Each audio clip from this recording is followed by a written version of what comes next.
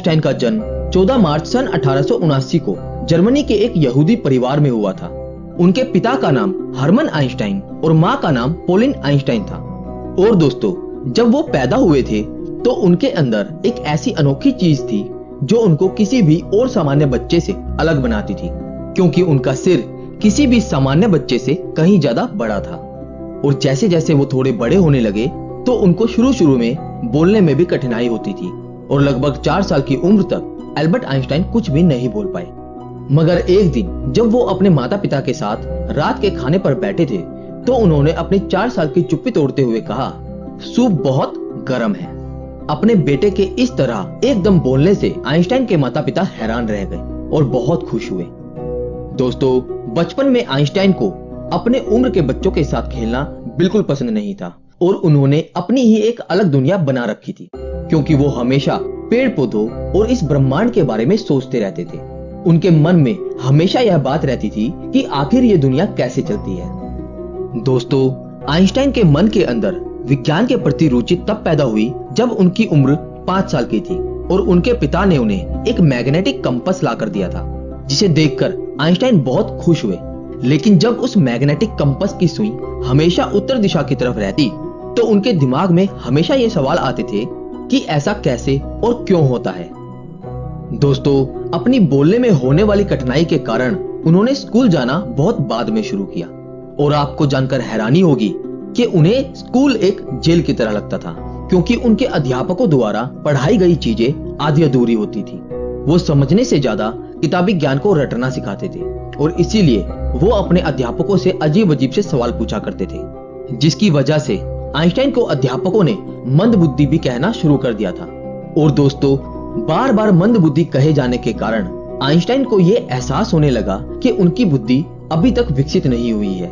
और इसीलिए एक बार उन्होंने अपने अध्यापक से पूछा कि मैं अपनी बुद्धि का विकास कैसे कर सकता हूँ। और इस सवाल पर अध्यापक ने एक लाइन में कहा, अभ्यास ही सफलता का मूल मंत्र है।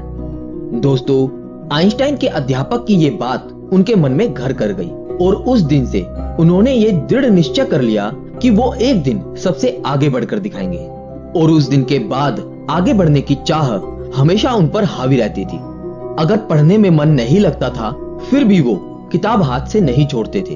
वो हमेशा अपने मन को समझाते और वापस पढ़ने लगते। और दोस्तों, कुछ ही समय में उनके अभ्यास का सकारात्मक परिणाम दिखाई देने लगा, जिसे देखकर उनके अध्यापक भी इस विकास से दंग रह गए।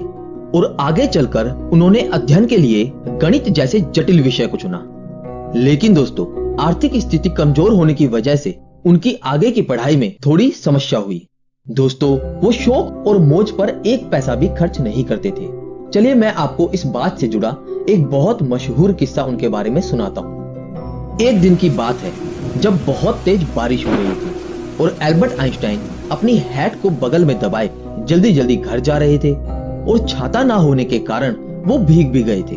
तभी उन्हें रास्ते में एक सज्जन मिले, जिसने उनसे पूछा कि भाई, तेज बारिश हो रही है, हैट से सिर को ढकने के बजाय तुम उसे कोट में दबाकर चले जा रहे हो, क्या तुम्हारा सर भीग नहीं रहा है? दोस्तों, इस बात पर आइंस्टाइन ने कहा, भीग तो रहा है परंतु बाद में सूख जाएगा, लेकिन हैट गीला हुआ तो खराब हो जाएगा और नया हैट खरीदने के लिए ना तो मेरे पास पैसे हैं और ना ही समय। दोस्तों, अपने कठिन परिश्रम और अभ्यास की मदद से आइंस्टाइन ने गणित और भौतिक विज्ञान में महारत हासिल कर ली। और दोस्तों, शिक्षा को लेकर उनका विचार था कि शिक्षा वो है जो आपको तब भी याद रहे जब आप सब कुछ भूल गए हो जो आपको याद था। और समय के साथ साथ वो इतने बुद्धिमान हो गए कि उन्होंने बहुत सारी अद्भुत खोज की। आज की दुनिया उनको थ्योरी ऑफ रिलेटिविटी यानी सापेक्षता के सिद्धांत और द्रव्यमान ऊर्जा समीकरण E=mc² के लिए जानती है। दोस्तों, उन्हें सैद्धांतिक भौतिकी और खासकर प्रकाश विद्युत उत्सर्जन की खोज के लिए सन 1921 में नोबेल पुरस्कार से भी सम्मानित किया गया। और सन 1952 में अमेरिका ने आइंस्टाइन को इजराइल का राष्ट्रपति बनने की पेशकश की, परंतु आइंस्टाइन ने उनका प्रस्ताव ये कहकर ठुकरा दिया कि वह राजनीति के लिए नहीं बने हैं। दोस्तों, उन्होंने दिखा दिया कि एक मंदबुद्धि लड़का भी अपनी मेहनत, लगन और परिश्रम के बल पर संसार में कुछ भी कर सकता है। दोस्तों, एल्बर्ट आइंस्टाइन इतने बुद्धिमान थे कि वो अपने माइंड में ही पूरी रिसर्च को सोचकर पूरा प्लान कर लेते थे, जो उनके लैब के प्रयोग से ज्यादा सटीक होता था। और इसीलिए एल्बर्ट आइंस्टाइन हिस्ट्री के सबसे जीनियस व्यक्ति कहलाए और इसीलिए उनके जन्मदिन 14 मार्च को पूरी दुनिया में जीनियस डे के रूप में मनाया जाता है। लेकिन दोस्तों, एल्बर्ट आइंस्टाइन का यह मानना था कि प्रत्येक इंसान जिसने धरती पर जन्म लिया है वो जीनियस है। लेकिन यदि आप किसी मछली को उसकी पेड़ पर चढ़ने की योग्यता से जज करोगे तो वो अपनी पूरी जिंदगी यह सोचकर जिएगी कि वो मूर्ख है। दोस्तों, निजी गतिविधियों के कारण आइंस्टाइन को जर्मनी छोड़कर अमेरिका में शरण लेनी पड़ी। वहां उन्हें बड़े बड़े विश्वविद्यालयों ने अपने यहाँ आचार्य का पद देने के लिए आमंत्रित किया। लेकिन दोस्तों, आइंस्टाइन ने प्रिंसटन विश्वविद्यालय को उसके शांत और बौद्धिक वातावरण के कारण चुन लिया। और जब आइंस्टाइन पहली बार प्रिंसटन पहुंचे तो वहां के प्रशासनिक अधिकारी ने उनसे कहा, आप प्रयोग के लिए आवश्यक उपकरणों की सूची दे दीजिए ताकि आपके कार्य के लिए उन्हें जल्दी ही उपलब्ध कराया जा सके। दोस्तों, इस बात पर आइंस्टाइन ने बड़ी ही सहजता से कहा कि आप मुझे केवल एक ब्लैक बोर्ड, कुछ चौक, कागज और पेंसिल दे दीजिए। यह सुनकर अधिकारी हैरान हो गया और इससे पहले कि वह कुछ और कहता, आइंस्टाइन ने कहा, और हाँ, एक बड़ी टोकरी भी मंगा लीजिए क्योंकि अपना काम करते समय मैं बहुत सारी गलतियां भी करता हूं और छोटी टोकरी बहुत जल्दी रद्दी से भर जाती है। दोस्तों, आइंस्टाइन गलतियां करने से कभी नहीं डरते थे, बल्कि उनका कहना था कि जिस व्यक्ति ने कभी कोई गलती नहीं की उसने कभी कुछ नया करने की कोशिश नहीं की। दोस्तों, एल्बर्ट आइंस्टाइन बहुत अलग अलग तरह से प्रयोग करते थे।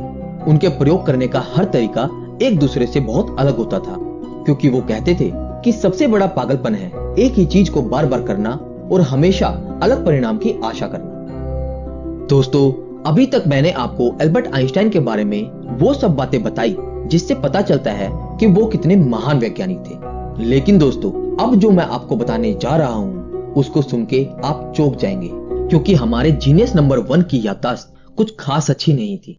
उन्हें डेट्स और फोन नंबर्स याद रखने में बहुत मुश्किल होती थी। यहाँ तक कि जब एक बार आइंस्टाइन के एक सहकर्मी ने उनसे उनका टेलीफोन नंबर पूछा तो आइंस्टाइन पास रखी टेलीफोन डायरेक्टरी में अपना नंबर ढूंढने लगे। सहकर्मी चकित होकर बोला, आपको अपना खुद का टेलीफोन नंबर भी याद नहीं है? तो आइंस्टाइन ने कहा, नहीं, भला मैं ऐसी किसी भी चीज को क्यों याद रखूं जो मुझे किताब में ढूंढने से आसानी से मिल जाती है। दोस्तों, एल्बर्ट आइंस्टाइन व्यवहारिक दुनिया की भी बहुत सी बातों को अक्सर भूल जाया करते थे। चलिए इस बात से जुड़े कुछ किस्से मैं आपको सुनाता हूँ। पहला किस्सा, एक बार की बात है जब आइंस्टाइन प्रिंसटन यूनिवर्सिटी में कार्यरत थे तो एक दिन यूनिवर्सिटी से घर वापस आते समय वो अपने घर का पता ही भूल गए। यद्यपि प्रिंसटन के अधिकतर लोग आइंस्टाइन को पहचानते थे, लेकिन जिस टैक्सी में वो बैठे थे उसका ड्राइवर उन्हें नहीं पहचानता था। आइंस्टाइन ने ड्राइवर से कहा, क्या तुम्हें आइंस्टाइन का पता मालूम है? ड्राइवर ने जवाब दिया, प्रिंसटन में भला कौन उनका पता नहीं जानता। यदि आप उनसे मिलना चाहते हैं तो मैं आपको उनके घर पहुंचा सकता हूं। तब आइंस्टाइन ने ड्राइवर को बताया कि वो स्वयं ही आइंस्टाइन है और अपने घर का पता भूल गए हैं। यह जानकर ड्राइवर ने उन्हें उनके घर तक पहुंचाया और आइंस्टाइन के बार बार आग्रह करने के बावजूद भी टैक्सी का किराया नहीं लिया। दूसरा किस्सा, एक बार आइंस्टाइन प्रिंसटन से कहीं जाने के लिए ट्रेन से सफर कर रहे थे, लेकिन जब टिकट चेकर उनके पास आया तो वो अपनी टिकट ढूंढने के लिए जेबें टटोलने लगे और जेब में टिकट ना मिलने पर उन्होंने अपने सूटकेस को चेक किया और जब सूटकेस में भी टिकट नहीं मिला तो वो अपनी सीट के आसपास खोजने लगे। दोस्तों, टिकट चेकर आइंस्टाइन को अच्छी प्रकार से पहचानता था, इसलिए उसने कहा कि यदि आपकी टिकट गुम हो गई है तो कोई बात नहीं, मुझे विश्वास है कि आपने टिकट जरूर खरीदी होगी। और ये कहकर चेकर दूसरे यात्रियों की टिकट चेक करने लगा। लेकिन जब उसने देखा कि आइंस्टाइन अपनी सीट के नीचे अभी तक टिकट ढूंढ रहे हैं, तब चेकर ने फिर से उनसे कहा कि वो टिकट के लिए परेशान ना हो, उनसे टिकट नहीं मांगा जाएगा।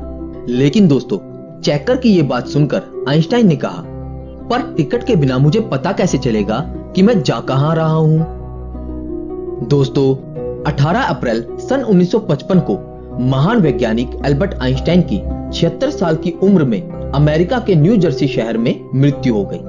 अपने पूरे जीवन काल में आइंस्टाइन ने सैकड़ों किताबें और लेख प्रकाशित किए। उन्होंने 300 से अधिक वैज्ञानिक और 150 गैर वैज्ञानिक शोध पत्र प्रकाशित किए। दोस्तों, आज हम विज्ञान के जिन आविष्कारों का उपयोग अपने दैनिक जीवन में कर रहे हैं और इंटरनेट, सैटेलाइट के द्वारा जो जानकारियां हमें प्राप्त हो रही हैं, उन सभी आविष्कारों में एल्बर्ट आइंस्टाइन का भी महान योगदान है। और यहाँ तक कि उनके दिए गए अनेकों सिद्धांतों की बदौलत ही आज नए नए आविष्कार संभव हो पा रहे हैं। लेकिन दोस्तों, आइंस्टाइन को अपने जीवन में सबसे ज्यादा दुख तब हुआ था जब उनके वैज्ञानिक आविष्कारों के कारण बाद में परमाणु बम का आविष्कार हुआ था, जिससे कि हिरोशिमा और नागासाकी जैसे नगर ध्वस्त हो गए थे।